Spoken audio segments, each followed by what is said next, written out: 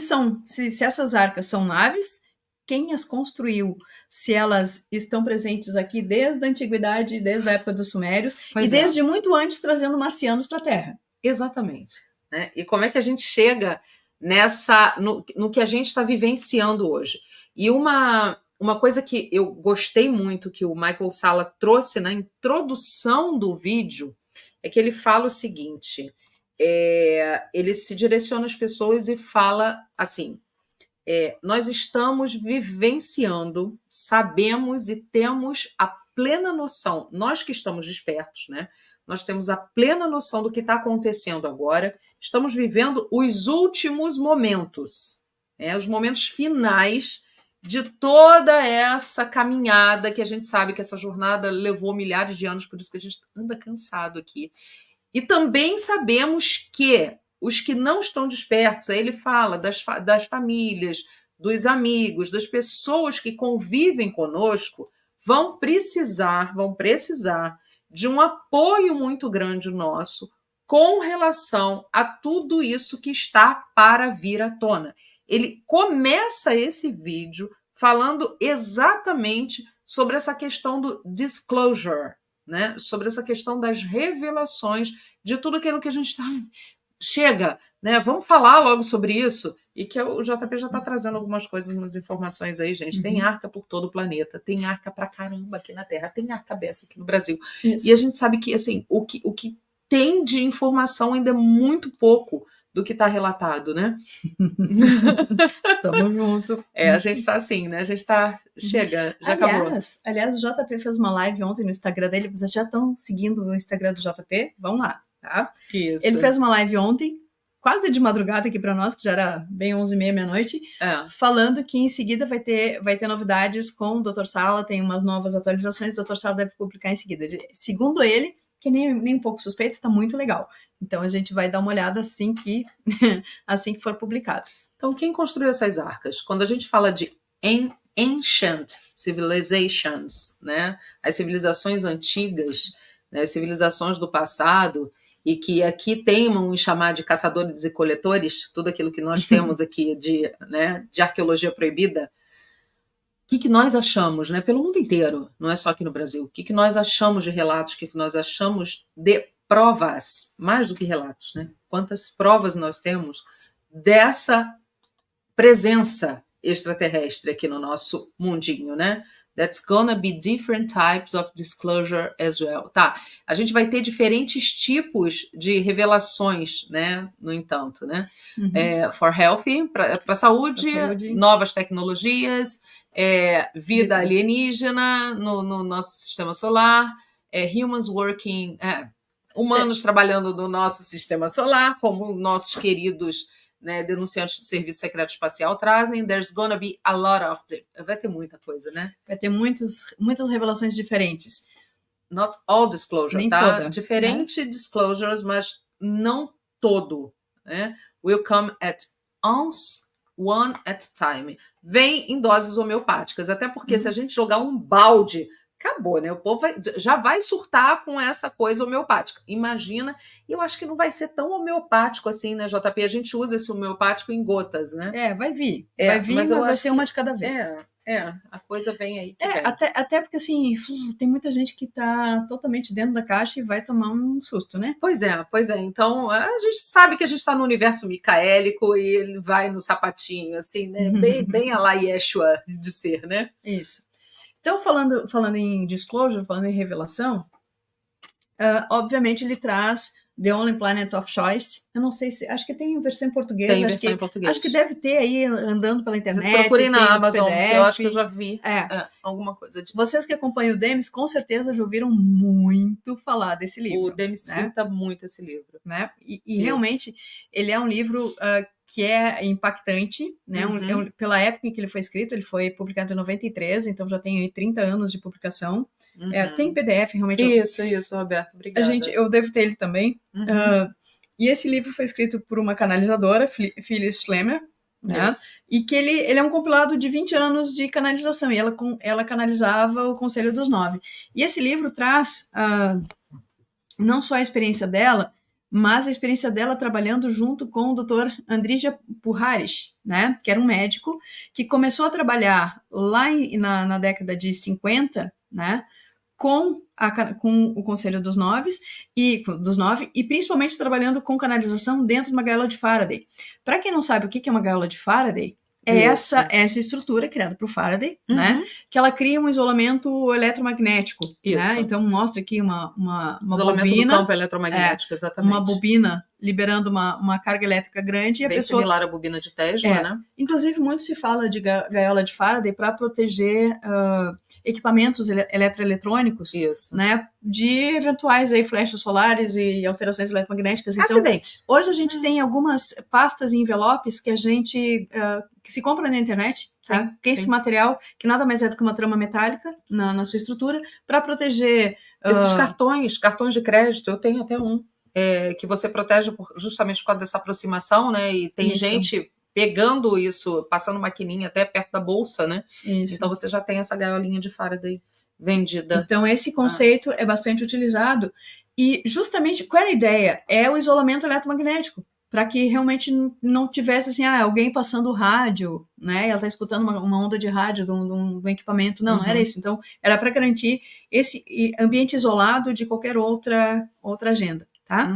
Seja como for, esse trabalho dele com a gaiola de Faraday e com canalização, né, fazendo pesquisa paranormal, chamou a atenção lá daquele pessoal do Pentágono, da agenciazinha de 3 letras mais conhecida na década de 50 ainda.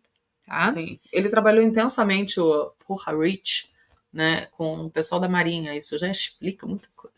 Né? Mas vamos lá. E aí, quando a gente fala dessa história, tem assim, mas Conselho dos Nove... Esse troço não é fake, gente. Loft One? Quem lembra? Né? Wilcock. Inclusive, o Wilcock estava ao vivo hoje. Então, assim, Conselho dos Nove. A gente, o grande problema é que, assim, é uma mistura de informação, gente. Né? Então, achar qual é a informação... Oi, TT, bem-vinda. Oi, TT. Achar essa informação que seja mais correta, mais fidedigna, às vezes, realmente é buscar uma agulha no palheiro. Especialmente a parte da ufologia... ela foi muito infiltrada, tá?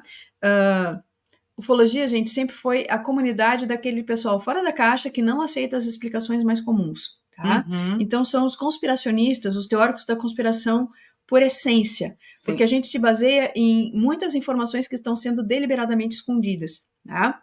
Então, óbvio, qual é o melhor jeito de enganar esse povo? É infiltrar, né? Não é suprimir, não é chamar todo mundo de louquinho, né? Mas infiltrar, botar pessoas dentro do movimento como se fossem contatados, como se fossem investigadores sérios, disseminando informação controlada. E lembra, quando a gente está falando de desinformação, é entregar coisas corretas no meio de coisas incorretas. Programação preditiva. É o que nós vemos nos filmes. O Dr. Michael Salla traz isso, a gente ainda vai trazer aqui, tá nos slides. Isso é trazido dentro dos filmes, inclusive essas divulgações controladas são trazidas dentro dos filmes também. Deixa eu só trazer aqui o que o JP colocou. Peraí, só para eu traduzir aqui para as pessoas. Ó. The disclosure of time travel, different dimensions, quantum communication. O que ele está falando? Ele está falando também da revelação das viagens no tempo em diferentes dimensões e de comunicação quântica, tá? More study quantum entanglement, né? Mais estudos sobre o entrelaçamento quântico. It's gonna be really exciting. Isso vai ser muito excitante. Vai ser assim... Vai ser divertido pra caramba, bom gente. Pra caramba, tá? Então, thank you so much, JP. Tá? Então, voltando aqui ao que a gente estava falando sobre ser verdade ou não ser verdade, o Dr. Michael Salla traz que, com relação ao Conselho dos Nove, a maior parte das críticas e da controvérsia vem por conta desse livro especificamente, The Stargate Conspiracy, né? Em que o Pickett e o Prince, eles criam uma desinformação, eles distorcem as informações das comunicações e dessa associação entre Puharich e o Pentágono. Junto com a... Então, assim, não, se ele está trabalhando com ele, se o Pentágono está estudando o material dele, está usando o material dele, se está trabalhando junto, ele é culpado igual. Ele tá tentando fazer coisas más, coisas ruins, isso tudo é enganação. Então, é o que ele chama de culpado por associação. E muito pelo contrário, é justamente porque o trabalho que ele estava falando era sério, né, e muito bem embasado, que isso desperta a necessidade e o interesse do Pentágono e da CIA se associar para estudar mais profundamente e, de certa forma, controlar a liberação da informação também. Tá? Inclusive, a Magenta Pixie, né, sim, a Magenta Pixie traz Magenta também. Pixie, que é uma canalizadora inglesa, que a gente já trouxe aqui várias coisas dela, ela canaliza o Conselho dos 9 também. E que está super cancelado aqui também pela nossa querida plataforma, né? O Francisco está trazendo aqui Olha que legal essa informação. Ó. Fiz uma sessão com um rapaz que na vida passada era francês e foi para a Amazônia e fez amizade com índios que mostravam várias pirâmides escondidas pelo mato. Foi em 1900, mais ou menos. Então, Anne e eu também, a gente fez uma visualização e a gente acabou se deparando com isso. É legal, porque assim, o que a Anne está falando sobre essa questão do Stargate Conspiracy, o que nós vemos é quando eles começam a tentar dar uma queimada, dar uma... Tudo certo, João? Imagina. Então, dar uma queimada nesses relatos é justamente onde a gente fala, tem coisa aí. Né? É onde eles assinam o fidedigno da coisa. Então, a gente sabe disso, né? Tá? Drip, drop, disclosures, all over the place. Isso aí, né? Revelações do disclosure. Tá vazando revelação por tudo. Esse ano ainda vai ter muita coisa. Vamos lá, né? E aí a gente fala um pouquinho do material de raio do Conselho dos 9, né? O Conselho opera por meio do que você poderia chamar contato telepático com a unidade do 9, as distorções fundindo-se harmoniosamente de modo que a lei do Uno prevaleça com facilidade. Quem não conhece, eu acho difícil, as pessoas que nos seguem aqui não conhecem David Wilcock, né? Que acho que é o maior, né? Canalizador que traz essas informações sobre o material de Ra, né, sobre toda essa informação rica que a gente tem sobre o Conselho dos 9. E aí, dentro da lei do Uno, o que nós temos aí de relatos com relação... O que foi a Margareth? Tá botando o canal do JP. Esse aqui é o canal do YouTube do JP. E o Instagram é JP Missions. Isso aí.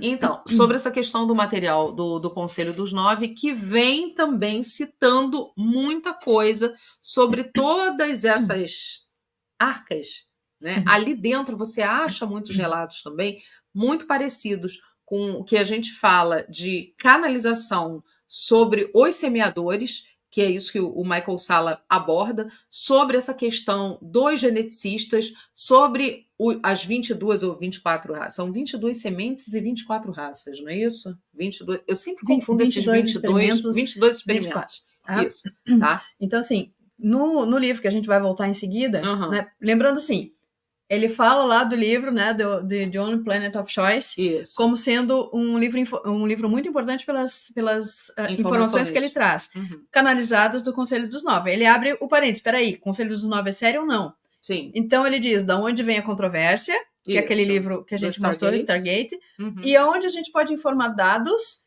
que corroborem a existência. A gente trouxe uma que ele não trouxe, que é uma canalizadora inglesa, né? A Dolores Cannon. Não. A Magenta Pixie, Magenta Pixie, que canaliza o Conselho dos 9 também. E o material do material do Ra, da Lady of One, porque, na verdade, o material do Ra é canalizado pelo Conselho dos 9. A fonte do material do Ra é o Conselho dos 9. A Carla Huckert era a canalizadora. Isso. Tá? Muito bem, vamos adiante. Então, voltando ao livro, né?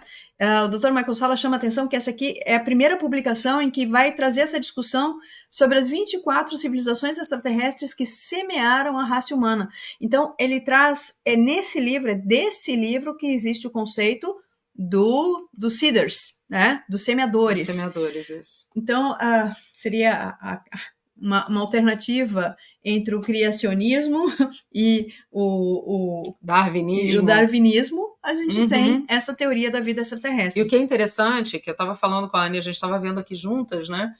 Quando a gente fala de Anunnaki, alguém citou alguma coisa aqui nos comentários, isso a gente vai trazer um pouquinho mais profundamente dentro do Proibidão, até porque é um assunto bem polêmico para se falar.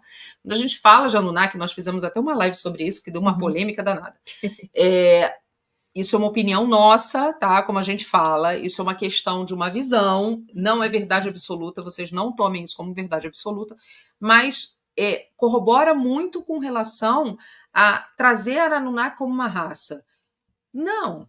Quando a gente vê esse termo Anunnaki, quando a gente vai pesquisar, e a gente vai nos essênios, nos sumérios, blá, blá, blá, blá, blá, e até nessa questão desse livro, The Only Planet of Choice, e outros mais relatos, né, a gente vê que essas 22 raças, 24 raças com 22 experimentos, podem ser entendidos como aqueles seres primordiais que chegaram aqui para fazer essas experimentações.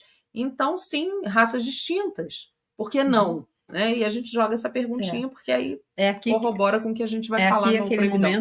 Aquele momento em que a jovem Jean, na aula de catequese, é colocada de castigo, porque diz assim, essa história de Adão e Eva não pode ser certa, porque olha como é que saiu o japonês.